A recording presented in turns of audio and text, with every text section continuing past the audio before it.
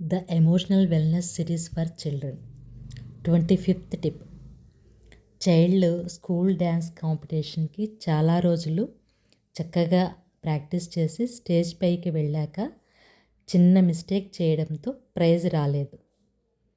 ఇంటికి వచ్చిన తరువాత నేను ఫెయిల్ అయ్యాను అంటూ ఏడుస్తుంది.